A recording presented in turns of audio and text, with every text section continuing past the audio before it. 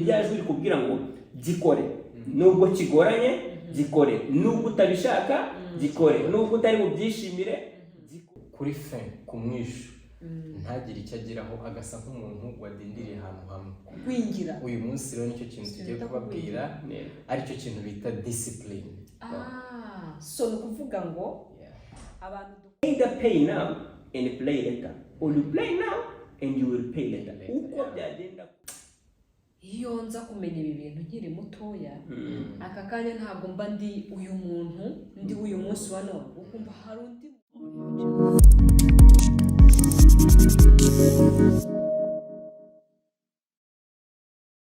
ndabaramukije inshuti bakunze uko aho Table Talk mbifurije amahoro mbifurije urukundo mbifurije umunezero mbifurije ubupfura mujye mupfura aho muciye hose kuko bitanga ubuzima bw'umudendezo. Uyu ni wa mwanya w'ikiganiro tubeho turiho kuko baho Table Talk hamwe na life coach Pascaline ndetse Desire Mbarushimana na Tumaine Innocent. Ikaze ni karibu muze hano kuri ano meza dusangire ibintu bitunga abatwebwe maze tubashe kubaho kandi turiho hanyuma tubere n'abandi abo mumaro. Miriwe neza coach Pascaline. Amahoro. Amahoro. Urukundo Desire. Urukundo twese hamwe. Kuko ibyo twifuriza abandi tugomba kuba mbere mu kubyifuriza cyane. Ibyo twifuriza abandi tugomba kuba abambere mu kubyifuriza. Yes niko bimeze. So iminsi myinshi haraciye igihe kandi twarasezeranyije abantu kuzavuga ku bintu by'ingenzi ushize twari twaganiriye ku kintu bita goal setting gushyiraho intego tuganira no gushushanya inzira umuntu yanyuramo kugira ngo agere kuri za ntego ariko still turibaza ati se namaze kubyandika byose mfite goal yanjye icyo nifuza mfite n'inzira nzanyuramo does it mean yuko nahita mbigeraho kuko nahita mbigeraho ahubwo se nimuzi ko hari abantu se wenda namwe byanababaye yewe ntibyakubayeho no kuvuga ngo hari igihe ufite intego wumva ushyushye wumva rwose umwaka ugomba kurangira cyangwa se icyumweru cyangwa se ukwezi bitewe n'igihe wihaye ukibaza ko bya bintu uzaba warabigezeho ako gashiduka icyumweru kigusize kwa kundi cyagusanze umwaka ugusize kwa kundi wagusanze muri make urimo uragwingira kandi waranashushanyije ibyo ugomba gukora kugira ngo ugere kuri cya kintu. So njye nkibaza ubundi aba bantu nuvuga ko batikoze cyangwa badafite ubwenge cyase turabanyantege n'abantu batabibasha kugira igihe dukora intego ntitubashe kugera ku ntego zacu bipfira hehe tuburiki. Ibi bintu mpora mbyibaza. Ibyo nibyo tugiye kuvugaho rero ubu ngubu ku kintu kibura nyuma yo kugira intego aho uri ufite intego ni iki ubura kugira ngo uzigereho. Icyo kintu cyo tugiye kuvugaho icyo kintu ziratubwira ni iki tugiye kuvugaho n'umunsi kugira ngo nabuze iki ngo mbashe kugera ku ntego zawe. Coach Pascaline ntabwo ari we wenyine biba ku bantu benshi cyane agakora ibyo akwiye gukora akanabikora mu gihe ariko kuri fin kumwishu ntagire icyo agiraho agasa nk'umuntu wadindiriye ahantu hamwe kwingira. Uyu munsi rero nicyo kintu tugiye kubabwira aricyo kintu bita discipline. So ni ukuvuga ngo abantu dukora intego ntitubashe kuzigeraho tuba twabuze icyo bita discipline. Discipline rero ni iki? Discipline dushatse kuvuga hano ni ikinyabupfura nabyo nta kibazo ariko kugira ngo tuyidefinise ko umuntu yanibaza mu kinyabupfura ni igiki kugira ngo tuyidefinise neza ubundi discipline tugiye kuvuga ni ukumenya icyo ugomba gukora ukamenya ko ugomba kugikora hanyuma kandi ukagikora. Ibyo bintu bitatu tubikombeye kumenya icyo ugomba gukora ukamenya ko ugomba kugikora hanyuma ukanagikora. Ibyo bintu bitatu tubiteranyije nibyo byari cyo bita discipline kandi tukavuga ngo discipline ni ikiraro kiba hagati y'intego no kugera ku ntego. Tuvuga ngo ufite intego kugira ngo wambuke uzigereho ikiraro kiba hagati icyo twita ubwo ni ukuvuga ngo ni intego wihaye no kuyigeraho. Yego kuko kuyiha siko kuyigeraho ahubwo iyo wayigezeho babyita ngo achievement mucyongereza no achieving the goals kuzigeraho sinzi niba ari ni kugera ku ntsinzi ubwo no kuvuga ngo iyo wageze kuri cya kintu uba watsinze ntabwo byoroshye ko umuntu abigeraho ikiri hagati rero ya cya kintu wiyemeje gukora na hahandi ubasha wifuza iyo uhageze ikintu kirimo hagati nicyo bita discipline. Uno munsi rero nicyo tugiye kuvugaho ubundi, ariko ubu ngubu hari umuntu ushobora kuba ari kutwumva akibuka ko kera yiga muri primaire cyangwa muri secondaire hari akantu bajyaga bamuhera amanota kitwa discipline imyitwarire cyangwa se n'igihe bavuga ngo umuntu nta discipline agira. Yego, ni bimwe n'ibyo ngibyo cyangwa biratandukanye. Kugira ngo duse nk'ababisobanura neza, iyo baduhaga amanota ngo wagize ayo ngayo mu myitwarire babaga bavuga amanota wagize mu myitwarire hagati yawe na bagenzi bawe. Ikintu turi kuvuga uno munsi rero nicyo twita self discipline, ni imyitwarire yanjye kuri njyewe ubwanjye n'intego zanjye nihaye. Ni ukuvuga ngo ni it's between me and me, ni njyewe nanjye gusa nta wundi uzamo. Nunganiye tumayineho gatoya kugira ngo bisobanuke neza, hari akandi kantu bita conduct. Conduct ni uburyo wiyoruganiza cyangwa uburyo ubayeho muri community, ari byo rero bihura n'iyo discipline ku ishuri kera batubwiraga ari byo conduct rero mu cyongereza. Naho twebwe discipline turi kuvuga ushatse wayita discipline of success, kuko ni discipline ifitanye connection n'intego zawe ndetse n'intsinzi na ntsinzi, goals and achievement. Urumva rero ko ari ibintu bitandukanye ariko byose bijya no kuzuzanya, kuko iyo udafite imyitwarire myiza conduit cyangwa se conduct biranagoye kugira ngo ugere ku ntsinzi zawe zose. Of course, ubundi imyitwarire mibi mu bantu iterwa na lack of self discipline, kuko bitangirira kuri wowe. Ni kimwe Pasire kutubwira tuba ku rukundo, firstly utikunze ntiwakunda abandi, utiyitwayeho neza utagize self discipline n'imyitwarire muri societe biragoranye cyane, kuko nimba utabashije gukora ibyo wiyemeje ibyo urubwirwa n'abandi noneho byo ntabwo ubasha kugeraho mu buryo bworoshye. Ntabwo byoroshye, bivuga ngo rero abantu benshi hari igihe umuntu atekereza akavuga ati iyo nza kumenya ibi bintu nkiri mutoya aka kanya ntabwo mba ndi uyu muntu ndi uyu munsi wa none, ukumva hari undi muntu kuba warabayeho, kuko urumva iyo udafite discipline uradindira. Uradindira bya bintu biguma mu nyandiko, byandi twanditse byose ubushize biguma mu nyandiko birengaho ugasanga nyine turadindiye. Twatangiye mvuga gwingira ugasanga ntuvahure. So ubwo rero discipline twavuga ngo umuntu ufite discipline habamo kwigomwa birimo. Ubundi mu muntu habamo amajwi abiri. Ubundi mu muntu habamo amajwi abiri. Ijwi rimwe ni rya discipline, ijwi rindi ni cyo bita procrastination, akaba ari ikinyuranyo cya discipline. Niyo ngo igihe cyose ufite ikintu ugiye gukora haba harimo ijwi rikubwira ngo iki kintu se waba ukihoreye ukazagikora ubutaha, ikintu wakoraho gato ukaza kuba ubyihoreye, iki kintu waza kugikora mu kanya, iki kintu kiragoye kora iki cyoroshye. Iryo ni ijwi rya procrastination, ni ijwi ry'ikinyuranyo cya discipline. Ijwi rya discipline ni rya jwi rikubwira ngo gikore, nubwo kigoranye gikore, nubwo utabishaka gikore, nubwo utari bubyishimire gikore, kuko ugomba kugikora. It's what it takes. Kandi uburyo isi yacu designinze, uburyo isi yacu ikozemo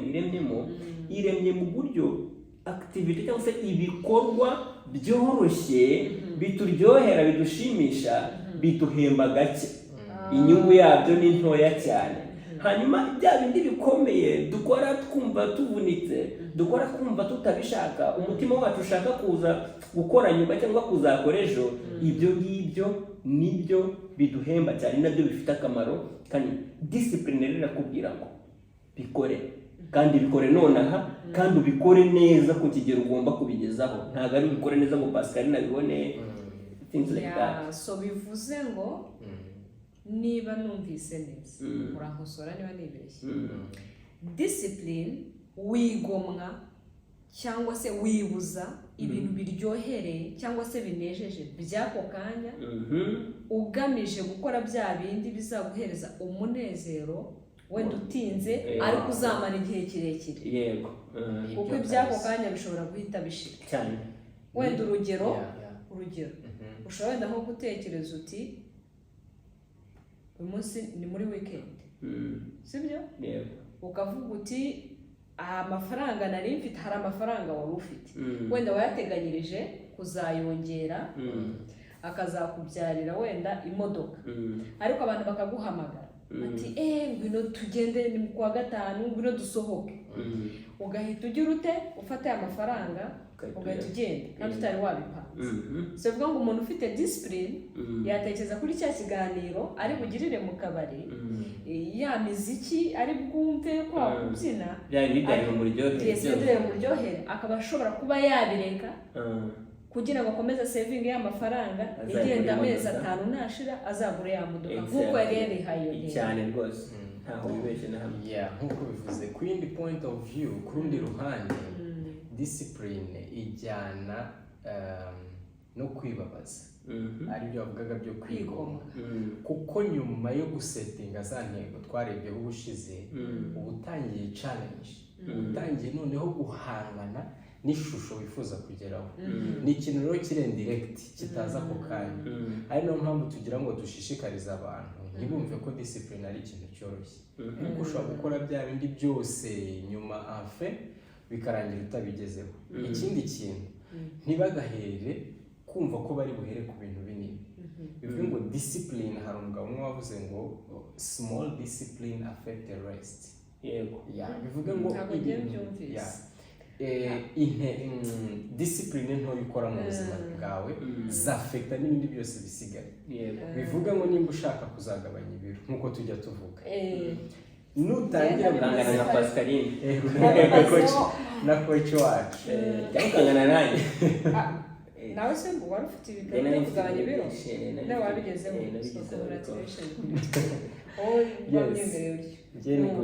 iyo ni intego usetinze mu buzima bwawe noneho mu gutangira gukora discipline iragufasha kugabanya bya biro ufite aho uri buhere uvuze ngo nzatangira kunywa amazi rimwe ku munsi ugafeiringa kunywa y'amazi rimwe ku munsi ikigero runaka birafekta n'ibindi byose bivuga ntabwo usigira kuri ya success yawe ushaka kandi nubikora nanone ukabikora neza birafekta ibindi byose bisigaye rero turashishikariza abantu discipline zose uzasetinga mu buzima bwawe zijyanye na goals wasetinze menya ko small discipline zizafekta the rest zose zisigaye ubundi kugira ngo mfashe Desire kugira ngo ikintu kite kinumvikana directly impamvu nyamukuru ituma uzi intego zawe neza wananditse ibyo ugomba gukora kugira ngo uzigeraho ariko ukaba failing wasomye ibitabo ufite ubumenyi ariko n'ubundi ufite ntabwo washa kugera yifuza rwose umutima urabishaka impamvu utabigeraho ni ukubera kubura iki kintu bita discipline nongere mbivuge kandi it's not easy ntabwo byoroshye nta nubwo bigomba koroha kuko yaba byoroshye buri wese ariko yageza aho yifuza hari utifuza gutera imbere ariko si kuki twese tutabigeraho ni ukubera yuko kugira discipline biravuna so ikintu rero kizatuma ubasha kugira iyo discipline cyane ni ugutekereza ku mpamvu ki kubera icyo ugomba gukora ibyo bintu kandi iyo why must be big igomba kuba ari nini cyane ku buryo izagufasha kanguhe nk'urugero procrastination nk'uko munabivuze ikinyuranyo cya discipline kitwereka ibintu biryoshye by'aka kanya tuvuge wiyemeje ko uzajya ubyuka saa 11 ugasoma igitabo ushyizemo alarm ya saa 10:50 alarm ya saa 10:50 yivuze ahita haza ya majwi abiri discipline ikubwira ngo byuka procrastination ikavuga ngo iyo ngeze ni minota 10 ugakanda ugahita wongeraho iminota 10 nawe yaza ugahita ukanda kandi iminota 10 ati ibi bitotsi biraryoshye muri aka kabeho urabyuka ujya iyo ni procrastination no procrastination ikwereka uburyo buryohereye ako kanya kumva urishimye ariko in the future the reward of procrastination is regret no kwicuza utangira kwicuza kuki ntabikoze cyagihe kuki ntabikoze kandi ukabya bitotsi nanasinzira ya minota 10 nta nicyo yanyunguye mu buzima so discipline rero kubwira ngo nubwo ufite ibitotsi gihugu ugenda ukarabe mu mazi warabyiyemeje ikongera kwibutsa ngo nutabikora ntabwo uzagera kuri cya kindi wiyemeje ako kantu bita discipline nko kwanga kumvira ijwi rya procrastination rikubuza kugera kuri cya kintu gukora icyo wiyemeje yego bikugumisha hahandi bikagutuza muri zone ya comfort. ariyo mpamvu abantu benshi kugira ngo batangire bikorere evaluation yego ijwi rya procrastination ari kutubwira ni nk'ijwi rya comfort zone rikubwira ngo umerewe neza uravunikira why kuki ushaka gustruggling gukora ibyo bintu kandi ubu hari abantu koko baba bameze gutya ukumva aho uri uguwe neza ukumva wawe ariko ntabwo mpamya ko umuntu aba aguwe neza kuko iteka uba ufite ibyo urota uba ufite ibyo wifuza imbere muri wowe ntabwo uba utekanye donc ijwi rya procrastination ni nk'ijwi ry'umwanzi w'ibyiza ni ijwi ridashaka ko ugera ku byo wifuza no mu kazi no mu bakorera abandi procrastination iraza ikavuga boss yaguhaye akazi ugomba gukora procrastination iravuga ngo uravunikira iki kora dukeya uri bumwereke abone ko watangiye abone ko wakoze ba wibereye kuri computer wumva imiziki naza uhita ufungura ka gafayile kazamuka ini procrastination bikubwira no discipline iravuga ngo boss yaza kukureba ataza kukureba kora aka kazi ukarangize kuko nicyo ushinzwe kuko nicyo wiyemeje kuko nicyo uhembera urumva kandi iteka n'iteka baravuga ngo umuntu ukora byinshi kurusha ibyo ahemberwa ubu ngubu ejo azahemberwa byinshi kurusha ibyo akora ubu ngubu urabyumva hanyuma rero umuntu urimo urahemberwa byinshi umuntu ubu ngubu urimo urahemberwa byinshi kurusha ibyo akora ubu ngubu ejo azahemberwa bike kurusha ibyo akora cyangwa se ntanahembe nibyo kubera ko what goes around comes around kandi buriya hari n'ikindi kintu reka tukavuga ako kantu ko kavuze hari ikindi kintu abantu twishuka iyo uri muri institution runaka hari abantu uri gukorera wenda urugero ukorera CHK ukorera Agakan cyangwa se n'ahandi hantu hatandukanye hari utekereza ko ukorera abo bantu ariko mu by'ukuri ni ukwibeshya uba wikorera kuko nibundi ibintu amafaranga uhembwa cyangwa se inyungu izo arizo zose z'iterambere ry'ikigo cyawe bikugiraho ingaruka bituma ukura mu iterambere ryawe ariko cya kigo iyo kidindiye nawe uradindira so bivuga ngo rero mu by'ukuri ni twebwe twikorera ntabwo tuba dukorera abantu runaka kuko n'ubundi n'izina ry'iya kampani ukorera muri discipline yawe ugomba kumenya ko ugomba kumakinga sure yuko ukora ikintu cyose ushinzwe kandi neza kuko izi umuvumo wa kampani ukorera ntabwo uzajya muri ririya zina ririya zina ntabwo rifatika ntabwo rivumika so ni ukuvuga ngo iyo umuntu avumye rero abavumye ba bantu barimo hahandi so twakagombye kugira discipline uti ngiye nzakora icyo ngomba gukora neza kabone nubwo ntekereza ko wenda tuvuye no kuva muri institution bakorera abandi kubikorera abikorera ari nabo bantu bafacing icyo kibazo cya discipline wenda bakorera abandi usanga company ifite n'amategeko agupenaliza iyo utakoze neza bakaba banakwirukana urumva rero abikorera nibo bantu bagira lack of discipline cyane wenda tuvuge ndacuruza ndavuze ni no munsi ngomba kubyuka kare nkajya kurangura ariko navuze ni zanarangura ejo byose ni kimwe cyangwa se ngo n'ejo cyangwa usatiriza ndanikorera ndaza kubikora nari mu by'ukuri ushobora kumva ko wikorera ngo ari wowe wishyuza ariko inzozi zawe zirakwishyuza inzozi zawe ubundi nizo boss wawe nizo chef wawe urumva menya neza yuko nimba wanze kubikora ngo nuko ntawe kwishyuza inzozi zawe zo zizabikwishyuza kandi baravuga ngo urumva you either pay now and play later or you play now and you will pay later uko byagenda kose uzabyishyurira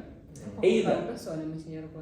ubyishyurire nonaha ukore nonaha uvunike nonaha ejo uzaruhuke uzanezerwe cyangwa unezerwe nonaha ejo uzavunika either mu buryo bumwe bwose wenda tumayine nta gucimisha ntekereza ko wenda muranyunganira niko turi ku meza turi gusangira urabizi yuko hari ibyo nifitemo hari ibyo wifitemo hari ibyo wifitemo twese tukabifata kuko turatandukanye turi biremwa biri special kandi twifitemo ubumenyi nyine butandukanye niyo mpamvu turi kuri ano meza kugira ngo dusangire ibitekerezo mpamya ko n'abandi bari buze kutubwira muri comment icyo batekereza kuri discipline so urugero wenda ntekereza ko ibintu tubamo mu buryo tubamo mu buryo tugengwa cyangwa se duhitamo imyitwarire yacu iyo discipline hari hormone yitwa dopamine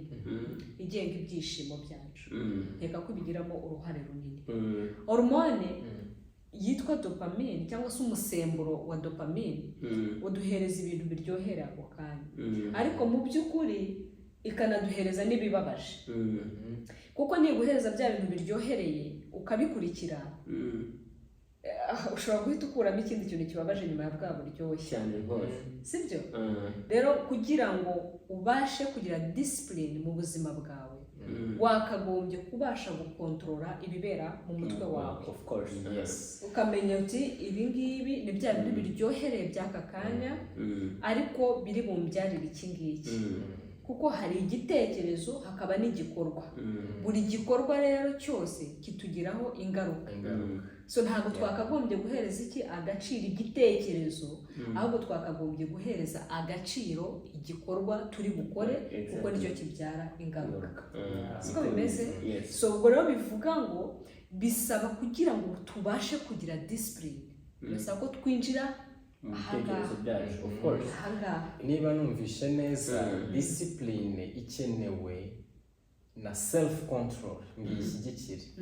kuko igihe udafite self control kwifatira umwanzuro kandi ukakaye uhabanye cyane n'ibyo wifuza biragoye ngo ukore ya discipline yawe n'icyo gihe umubiri uri kugusaba ibyo biryohereye ukeneye control self control ngo wikontorore kandi unilimite aribyo biraza gusapotinga ya discipline yawe aribyo bisaba ngo ugerageze wiyake ya comfort zone bya bindi ukeneye ako kanya cyangwa bya bindi wifuza ako kanya use nk'ushyize igitambaro mu maso ahubwo urebe ejo urebe future kandi ikindi wenda kugira ngo bise nk'ibyumvikana neza umuntu anabimenye sibyo ubundi ibintu ni bibiri nta nubwo ari ibintu byo kwingingira kuri iyi si muri ubu buzima ugomba uhembwa either uzahembwa success cyangwa regret uzahembwa kunezerwa no kuba wageze ku byo wifuza cyangwa uhembwe kwicuza impamvu utakoze ibyo wagombaga gukora kandi abantu benshi tubaho mu kwicuza ni ukuvuga ngo rero first of all you choose that ntawe ubiguhitiramo wowe ubihitamo niba ugira discipline ukibabaza noneho ugakora ibyo ugomba gukora kugira ngo ugere ku cyo wiyemeje uzahembwa kunezerwa no kugira ngo tuvuga ngo ingaruka zo kutagira discipline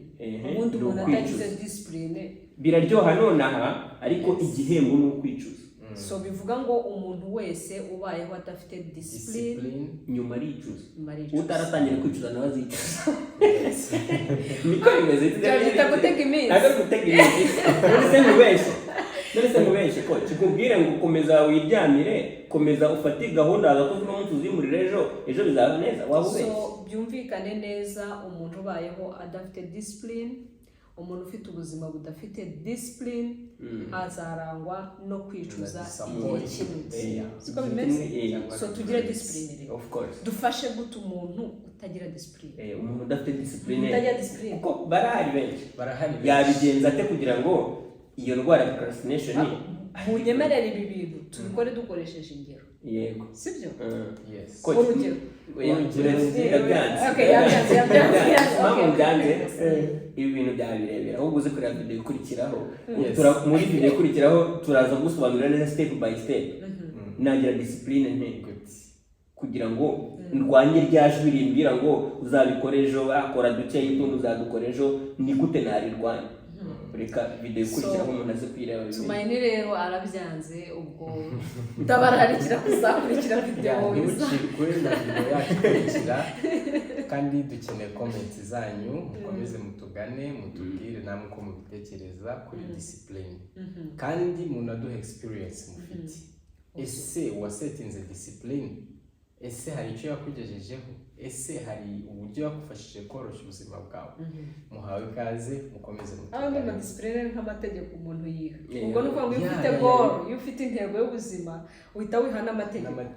uba ndashaka kujya gutya sinzajya okay so ni karibu rero muri video izakurikiraho reka two kurondogora turabashimiye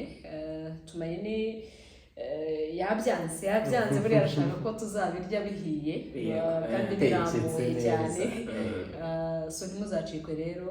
naho ubutaha wakoze kureba iki kiganiro icyo ubutaha kizakubwira neza uburyo ki wagira discipline ukarwanya rya jwi rikubwira ngo wibikora, ahubwo ukabikora neza kandi nonaha turi kumwe. Ciao ciao. Cheers.